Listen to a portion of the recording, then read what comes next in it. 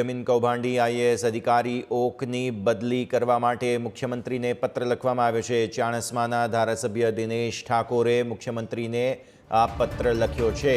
સુરતના આઈએએસ અધિકારી ઓકને પાટણમાં મૂકવામાં આવતા હવે પત્ર લખાયો છે। આ જમીન કૌભાંડી આયુષ ઓકની બદલી કરવા માટે અહીં માગ કરવામાં આવી છે। કહેવામાં આવ્યું છે કે જો બદલી નહીં થાય તો પ્રજાને સાથે રાખીને અમે વિરોધ કરીશું, આવી ચીમકી આ પત્રમાં ઉચ્ચારાઈ છે।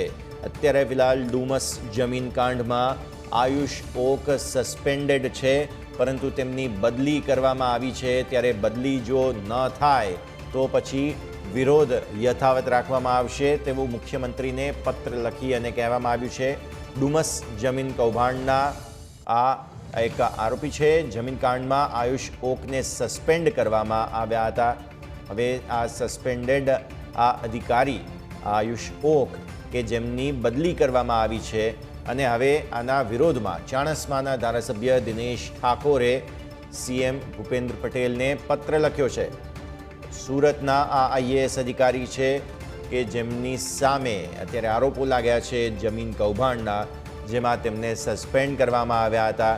તેમને અહીં ખાસ પાટણ ખાતે બદલી કરવામાં આવી છે અને જેના વિરોધમાં ચાણસ્માના જે ધારાસભ્ય છે દિનેશ ઠાકોર કે તેમણે અહીંથી ખાસ પોતે મુખ્યમંત્રીને પત્ર લખ્યો છે।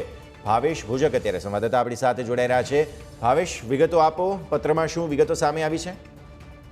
ચોક્કસથી જણાવી દઉં કે જે સુરતમાં જે જમીન કૌભાંડમાં જે આઈએએસ અધિકારી હતા આયુષ ઓક 2000ની કૌભાંડમાં સંડોવાયેલા છે તેની પાટણમાં મૂકવામાં આવતા જે ચાણસ્માના ધારાસભ્ય જે દિનેશજી ઠાકોરે છે તે આ બાબતે તેઓએ મુખ્યમંત્રીને પત્ર લખી તેઓની બદલીની માંગણી કરી છે। તેઓએ પત્રમાં જણાવ્યું છે કે પાટણ એક ઐતિહાસિક નગરી છે, સાથે સાથે ધર્મનગરી પણ છે। અહીંયા અનેક લોકો અહીંયા આવતા હોય છે, જે અહીંયા આવા અધિકારીને અહીંયા મૂકવાથી અનેક બીજા અધિકારીઓ પણ આવા ભ્રષ્ટાચાર કરવા પ્રેર્યા છે, માટે તેઓની તાત્કાલિક ધોરણે પાટણથી બદલી કરવામાં આવે તેવી માંગ કરી છે। જી બિલકુલ, ખૂબ ખૂબ આભાર ભાવેશ આપનો અમારી સાથે જોડાવા માટે અને આ સમગ્ર વિગતો માટે। તો જે રીતે સુરતથી પાટણ લાવવામાં આવ્યા છે આયુષ ઓકને, તેના વિરોધમાં અત્યારે દિનેશ ઠાકોરે મુખ્યમંત્રીને પત્ર લખી અને માગ કરી છે।